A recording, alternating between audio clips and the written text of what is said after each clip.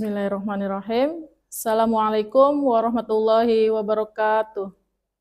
Hai, halo sahabat semua, apa kabar? Semoga kalian selalu diberikan kesehatan dan kebahagiaan oleh Allah Subhanahu wa Ta'ala. Nah, kali ini perkenalkan, saya Dede Holisa akan menjelaskan tentang modus pada statistika. Ya, sebelum kita ke pembahasan, coba kalian jawab terlebih dahulu ya. Pernahkah kalian mengadakan pemilihan ketua kelas? Tentunya pernah ya. Yang kedua, melalui apa kalian mengadakan pemilihan ketua kelas? Lalu, pada proses perhitungan suara, hal bagaimana yang berhak menjadi ketua kelas? Tentunya bisa jawab semua ya. Nah, pada pembahasan kali ini, tujuan pembelajaran yang akan kita dapatkan yaitu peserta didik mampu melakukan prosedur perhitungan ukuran pemusatan data pada modus untuk data tunggal dan data kelompok. Apa itu modus? Ya, modus data adalah nilai yang paling banyak muncul dalam suatu data statistika. Seperti halnya kalian melakukan perhitungan suara pada pemilihan ketua kelas atau ingin mengetahui nilai terbanyak atau mayoritas nilai pada ulangan matematika. Dan masih banyak contoh yang lainnya untuk modus. Yang pertama kita ke modus data tunggal. Ingat, intinya kalian amati data yang sering muncul dengan cara melihat frekuensi terbesar. Mari kita lihat masalah berikut. Di sini tinggi badan dari 7 temanmu adalah 160 cm, 155 cm, 160 cm, 162 cm, 158 cm, 161 cm, dan 157 cm. Pertanyaannya, berapa tinggi badan yang sering muncul? Ingat ya, clue-nya kalau modus itu data yang sering muncul. Di situ ada bahasa sering muncul. Berarti apa yang ditanyakan? Ya, modus itu yang ditanyakan. 160 cm muncul 2 kali. Yang lainnya muncul hanya 1 kali.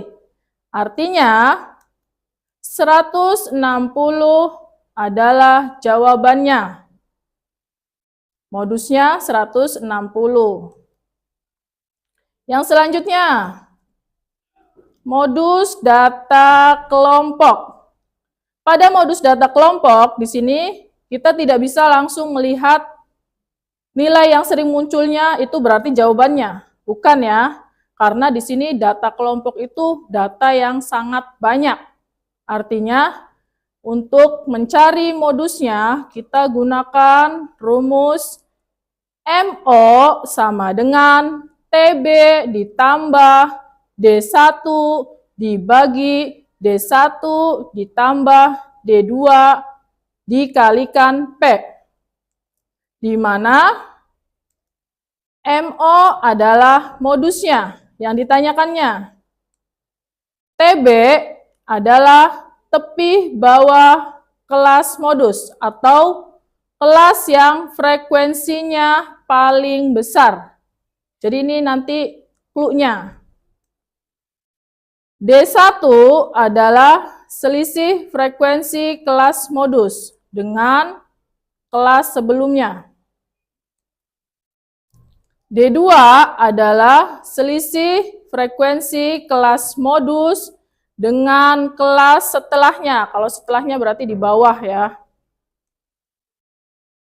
P-nya adalah panjang kelas.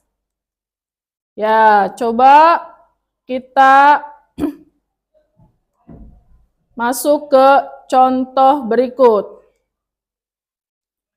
Tabel di samping menunjukkan data penghuni suatu panti ureda pada tahun 2022. Jika ditinjau dari usianya, usia berapakah yang paling banyak muncul atau usia berapakah yang paling banyak menghuni panti tersebut? Ingat, modus adalah data yang sering muncul, sering. Berarti di situ berapa usianya yang sering muncul? Kita perhatikan tabelnya. Di situ usia 65 sampai 69 tahun muncul 6 kali. Bisa jadi 65-nya 2 kali, misal 65, 65, 66, 67, 68, 69. Yang penting intinya dari 65 sampai 69 itu muncul frekuensinya sebanyak 6 kali. Paham ya? Nah, usia 70 sampai 74 muncul 10 kali. Usia 75 sampai 79 tahun muncul 9 kali. Usia 80 sampai 84 muncul 3 kali. Usia 85 sampai 89 muncul 2 kali. Usia 90 sampai 94 muncul 1 kali. Usia 95 sampai 99 muncul 2 kali. Dan usia 100 sampai 104 muncul 1 kali. Bagaimana cara mencari usia terbanyak yang menghuni pada panti tersebut? Mari kita jawab sama-sama. Di situ sudah ditampilkan kembali daftar distribusi frekuensi yang tadi ada di soal ya. Kita taruh kembali. Nah, yang pertama kuncinya lihat frekuensi yang terbesar, yaitu ada pada kelas kedua, di mana usia 70 sampai 74 muncul 10 kali. Yang kedua, tentukan unsur-unsur yang dibutuhkan untuk menghitung modusnya. Unsur-unsurnya yang bagaimana? Yang ada pada rumus modus. Di situ cari terlebih dahulu TB-nya. TB-nya berarti 70 dikurangi 0,5 sama dengan 69,5. Lalu ada D1. D1 itu apa? D1 yaitu selisih frekuensi kelas modus dengan kelas sebelumnya. Berarti kelas yang di atasnya.